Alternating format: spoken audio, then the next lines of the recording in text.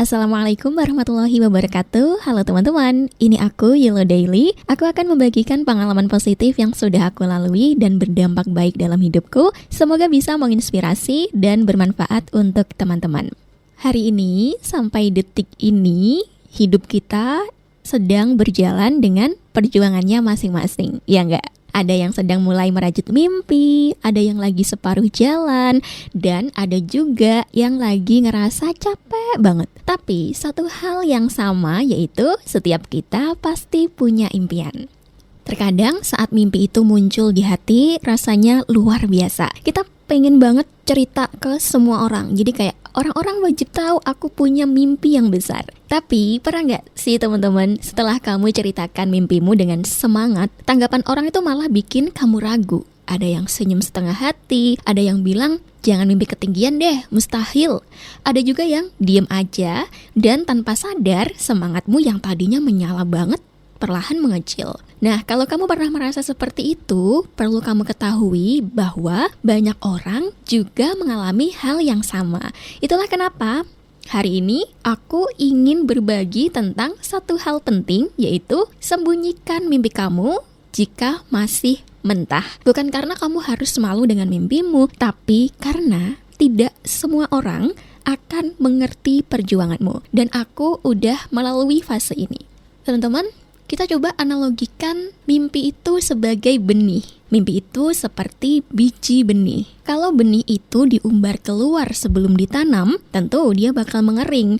Tapi kalau kamu tanam dalam-dalam, kamu sirami diam-diam, kamu rawat dalam kesunyian, maka suatu hari ia akan tumbuh besar dan membuat banyak orang takjub.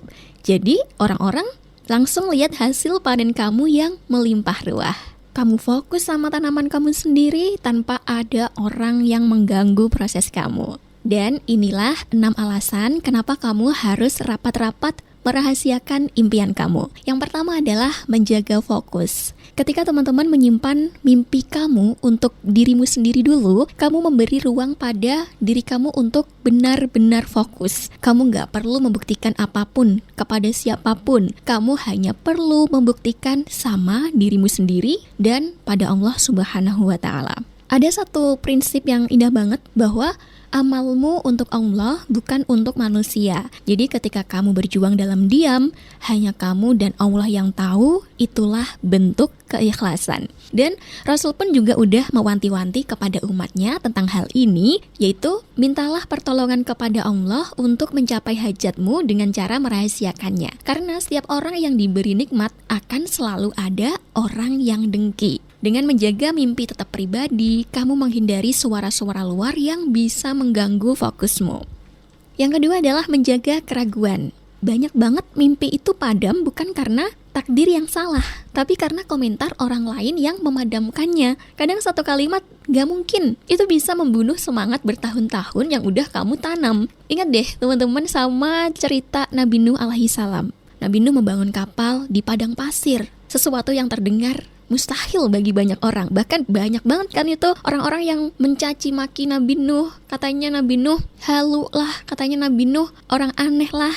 Tapi beliau tidak berhenti karena yang beliau percaya itu bukan manusia tapi Allah Subhanahu wa Ta'ala. Mimpi besar itu sering tidak dimengerti oleh pikiran kecil. Makanya jangan biarkan suara kecil itu menghentikan langkah besarmu. Tapi kan Nabi Nuh nabi, sedangkan aku bukan nabi, bos. Aduh, bisa gak sih stop mindset kayak gitu? Iya tahu kita bukan nabi, tapi kita sebagai umat Nabi Muhammad SAW harus meneladani semangatnya para nabi. Rasulullah itu visioner. Kita sebagai umat akhir zaman udah dikasih kisi-kisi kehidupan sama beliau kan. Jadi kita tinggal melakukannya dengan sungguh-sungguh. Yang ketiga adalah waspadai hasad. Jadi gak semua orang senang melihat kamu berhasil. Dalam perjalanan menuju mimpi, gak semua orang akan senang melihat langkahmu. Ada yang mendukung, ada yang diam-diam iri. Dan ini bukan tentang kamu buruk, tapi tentang fitrah manusia yang kadang punya rasa dengki. Allah berfirman dalam Al-Quran surat Al-Falaq ayat 5 yang artinya, dan dari kejahatan orang yang dengki apabila ia dengki. Hasad itu nyata teman-teman. Kadang dia datang dalam bentuk tatapan yang meremehkan, ucapan yang meragukan, atau bahkan dalam diam. Maka menyimpan mimpi bukan berarti kamu curiga pada semua orang, tapi kamu sedang melindungi hatimu dan rencanamu. Tidak semua telinga siap mendengar kabar baik kita. Tidak semua hati bersih dari rasa iri. Maka biarin mimpimu tumbuh dalam perlindungan Allah sebelum dunia mengetahuinya. Apalagi kalau mental kamu masih mikirin pendapat atau omongan orang lain tentang kamu. Yang awalnya kamu semangat banget nih, menggebu-gebu, jadi down, terus bilang, iya ya, bener ya, gitu. Misalnya gini, kamu udah menggebu-gebu cerita mimpi kamu kepada orang lain, termasuk kepada orang tua. Kadang orang tua itu, terutama ibu, itu suka banget cerita-cerita ke tetangga. Sebenarnya ibu cerita ke tetangga itu karena dia bangga kamu punya mimpi besar. Tapi rata-rata, mohon maaf banget ya, aku ambil dari lingkungan aku, dan kebanyakan dari mereka itu gak suka. Mereka bakal menghujat, entah dengan alasan ia iri atau sekadar membandingkan hidupnya dengan kamu. Nah, akhirnya orang-orang hasad itu akan mencari cara untuk menjatuhkan mental kamu supaya kamu gak bisa meraih mimpi, supaya kamu gagal, kamu di situ-situ aja. Ada yang bilang, mimpi kamu itu ketinggian, kamu harus sadar diri. Mustahil banget lah, emang kamu siapa? Alah, kebanyakan mimpi bukannya nikah, gak inget ya sama umur. Itu pasti ada. Dan ucapan-ucapan jahat lainnya. Makanya kalau memang belum siap menerapkan seni bersikap bodoh amat, di-keep sendiri dulu. Tulis dulu di jurnal dan kasih tahu ke Allah, biar Allah bantu jalannya. Meskipun mimpi kamu mustahil, selama kamu menggantungkan impianmu kepada Allah, insya Allah bakal terkabul, bakal tercapai. Yang keempat yaitu menjadi kejutan. Teman-teman, bayangin deh, suatu hari kamu berhasil. Itu bukan karena kamu banyak bicara, tapi karena kamu konsisten berjuang dalam diam. Saat orang lain sibuk meremehkan, kamu sibuk melangkah.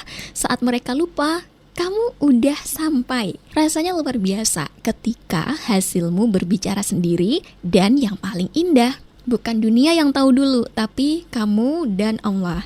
Kejutan terbaik bukan ketika kamu bilang, aku akan sukses. Tapi saat kamu berkata, alhamdulillah, akhirnya aku sampai juga di titik ini. Yang kelima adalah menghargai proses. Terlalu banyak bercerita tentang rencana, itu bisa membuat otak merasa seperti udah mencapainya. Belum apa-apa udah merasa puas. Akibatnya apa? Akibatnya motivasi menurun. Tapi ketika kamu simpan, kamu bakal tetap haus untuk berjuang. Coba kita teladani Rasulullah lagi ya teman-teman. Rasulullah itu membangun dakwanya dalam proses bertahap. Banyak momen besar dimulai dalam kesunyian, dalam perencanaan yang matang, bukan dengan pengumuman besar-besaran. Dalam diam, prosesmu tumbuh kuat. Dalam kesunyian, mentalmu bakal diasah. Dan yang terakhir adalah pencapaian yang diraih dalam diam itu terasa jauh lebih manis. Karena kamu tahu perjalanan kamu berat. Kamu tahu siapa satu-satunya yang mendengar semua doa dan keluhanmu. Nah, saat sampai di titik itu, kamu gak akan sombong. Kamu bakal bersyukur karena kamu sadar semua itu terjadi karena pertolongan Allah.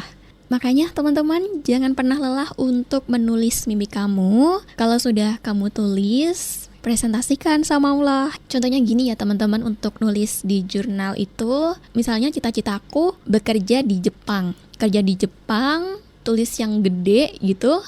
Terus alasannya apa, kenapa kamu mau pergi ke Jepang? Misalnya aja nih, alasannya supaya aku bisa dapat gaji yang banyak dan memperbaiki ekonomi keluarga. Misalnya kayak gitu. Terus jangan lupa juga kamu tulis beberapa opsi ikhtiar yang bisa kamu lakukan. Misalnya tuh belajar bahasa Jepang, entah itu otodidak ataupun ikut les bahasa Jepang, ikut kursus, terus menyiapkan modalnya buat berangkat ke sana dan lain-lain. Kemudian kalau udah selesai, kamu bilang sama Allah rencana kamu di sepertiga malam kamu atau setelah sholat kamu. Nah, nanti kalau kamu udah presentasikan ke Allah, kamu coba untuk satu persatu mewujudkan ikhtiar kamu. Kalau selesai semua di checklist, yang belum sabar dulu karena kamu sedang berikhtiar untuk mewujudkan mimpi kamu. Percayalah bahwa sesuatu yang memang untukmu akan jadi milikmu. Semangat teman-teman untuk selalu bermimpi, entah mimpi kamu dianggap orang mustahil, yang penting kamu percaya diri. Kalau memang tekad kamu kuat, jangan lupa ikhtiarnya dimaksimalkan. Teman-teman, Sekali lagi bahwa tidak semua hal harus diumumkan ke dunia. Ada hal-hal yang lebih indah jika dikerjakan dalam kesunyian, karena dari kesunyian itu lahirlah kekuatan. Kalau saat ini kamu punya mimpi besar, apapun itu, simpan dalam-dalam, doakan dalam sujudmu, rencanakan dengan tekun, dan biarkan dunia tahu saat waktunya tiba. Jaga mimpimu seperti kamu menjaga benih berharga. Lindungi dari keraguan, dari suara luar, dari orang hasad yang mungkin tidak suka melihat kamu tumbuh. Bukan karena kamu takut ya, tapi karena kamu bijak. Sembunyikan mimpi itu bukan berarti minder, tapi percaya bahwa Allah punya cara indah untuk menampakkannya pada waktu yang tepat. Sebelum closing, mari kita berdoa dulu.